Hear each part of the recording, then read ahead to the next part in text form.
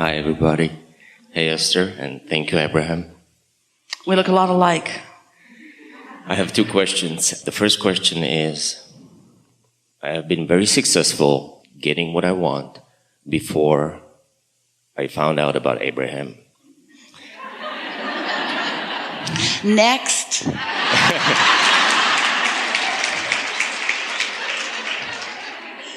I have been practicing Abraham or the art of allowing for quite some time. Never with enough, I'd say, punch, or everything that I accomplish and things that come to my life are somewhat diluted, just so. It's not really, it's almost like there's a cap or ceiling and I can't break through it. And I'll give you an example. We want to hear your example, but we want to just show you something, because since it's still in the process of becoming, why are you putting a cap or ceiling on it? Why don't you just let it keep playing itself out till it's really where you want it? And also, while it is unfolding, you're still living life and adding to it. So it's like you weren't asking for all of it when you first started, and as it comes along, you keep thinking of more that you want to add to it. So you continue to ask as you're moving along. We're happy to hear your example. The best way to describe it would be things happen as I go, and I can see I'm in a vortex. And I try to do, for example, rampage of appreciation or meditating. Now but somehow... We'll hear you. Somehow I can't get to the point. For example, I'll just go back quickly to when I didn't know about Abraham, and I had an idea or a product or a service got a hold of me. And I focused on it with such determination that everything else fell into place beautifully.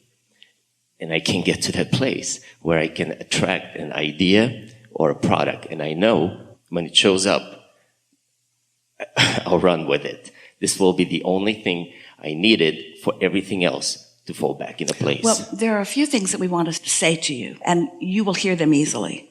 So we like the terminology that you used about when it shows up, then I want to run with it. And we want you to think about that, I will run with it. And we want you to think about source energy running with it before you even receive the impulse to run with it. Consider this, how something unfolds in terms of its physicality is much more about the energy that you let flow before you started your action than about anything that you're doing with your action.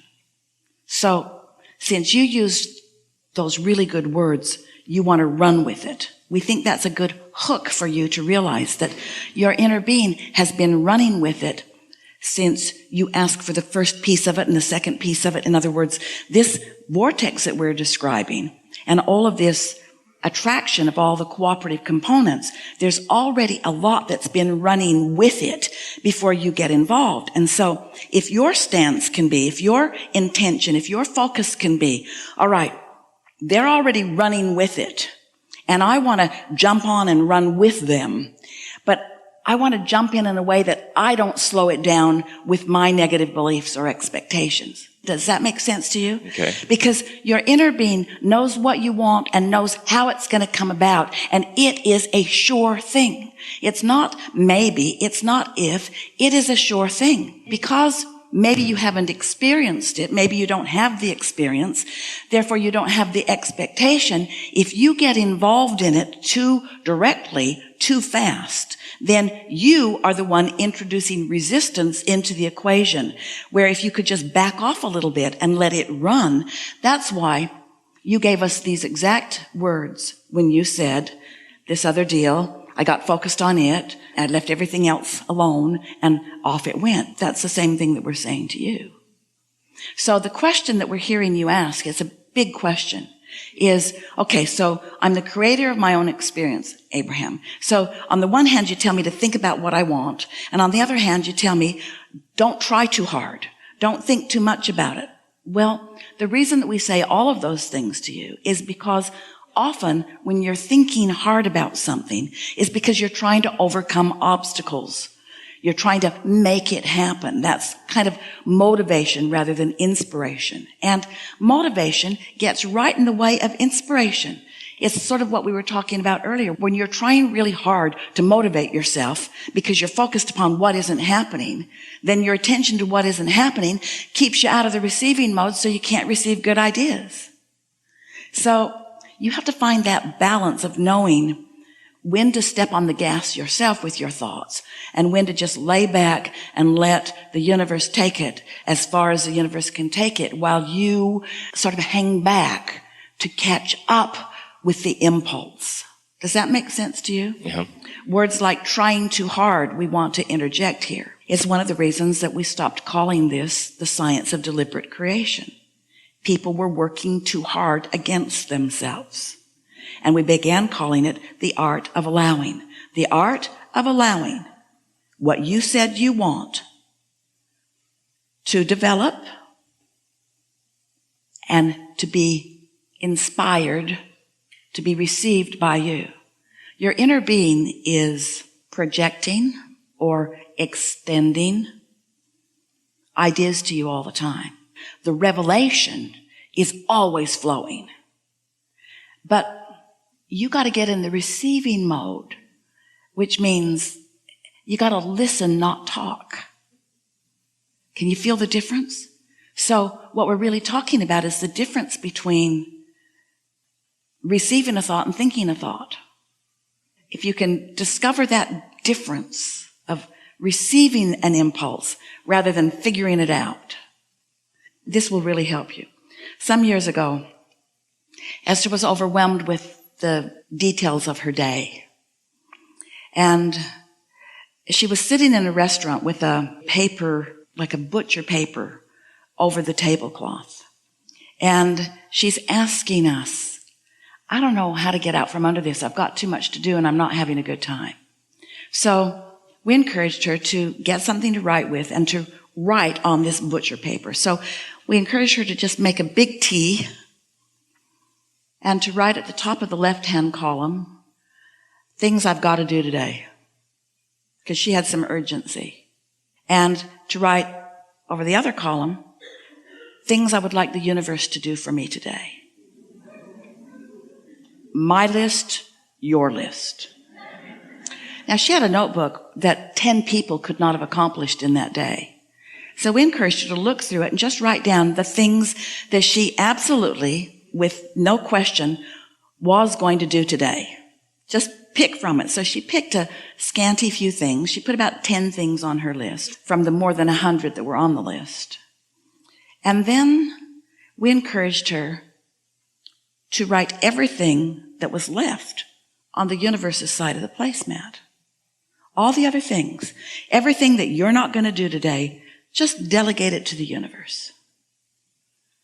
Well, Esther thought that was silly because so far the universe had seemed pretty lazy to her.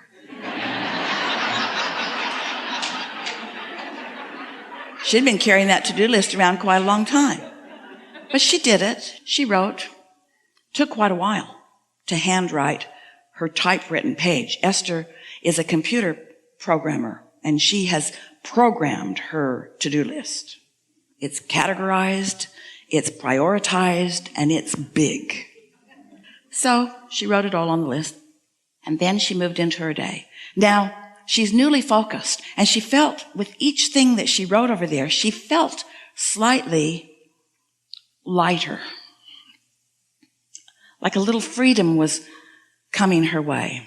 Couldn't really understand it at that time, but she was feeling better and better. And then she left the restaurant with the intention of getting these 10 things done, which she nearly did. Got about 7 of them. And to her surprise and delight, the universe outdid her. Someone she'd been needing to contact for a long time called her. Something else that she'd been worried about, she received information that it got taken care of. It was resolved by releasing it to the universe, because when you ask, it is given, but you've got to let it happen. And so often there's a part of you, humans, we love you so much that you're trying to prove your worthiness through your efforts or through your actions or something. You're trying to prove your worthiness through your sacrifice, through your suffering. It's sort of something that you've been taught from others. If you're not suffering, then you must not be worthy of the abundance that you're receiving. And the thing that's difficult with those like you and those like Esther is that if that really is your mindset, and the more you are receiving, then the more you must dig in and justify what you are receiving until you get a pretty heavy load that you're dragging along behind you and life stops being fun. You just have to let the universe help you the way it is designed to help you. You said, I'll go. I'll figure out what I want. I'll tell you. You line it up. I'll receive it, and I'll take action when it's appropriate. How nice is that? But if you take action, even the action of making a list and making plans and making phone calls, if you take action before you're in alignment or before it's ripe and ready to pluck, then you just overwhelm yourself and bog yourself down. And most important, you hinder yourself from receiving the life-giving, really good ideas that the universe is yielding to you all day, every day. You heard that clearly, didn't you? Yes, I did. I have one more question. So before you do, we just want to emphasize that. So what we're talking about is, we're talking about you, how do I in my human form, how do I know when to dig in and try harder? And when do I know when to just release it to the universe? And we say, always release it to the universe. Always release it to the universe.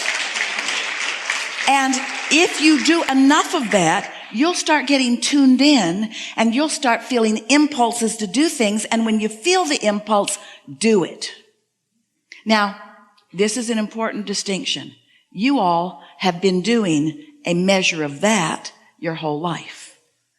And sometimes you get an impulse to do something. But you talk yourself out of it because you don't think that that impulse is the most important thing on the list. Because your mother told you that when you were little. You wanted to do this. She wanted you to do that. So you've been trained by your parents, by your teachers, by the people that you live with. You've been trained by other selfish people around you that what matters to you isn't the most important thing, that you should get your work done and then play. And that's the equivalent of saying you should get yourself all jacked up and all full of resistance, and then you should expect blessings from the universe. That's what that's saying. No. So you want to give yourself permission to let these universal forces, this is energy that creates worlds. This is conscious that knows where you stand in relationship to everything you want and knows what your best attention is right now. And really, once you've launched something, your best intention for a long while is to get out of the way and let the cooperative components gather. And when they're gathered and when you're in sync with that non-physical consciousness, you'll receive an impulse and it will be a big one.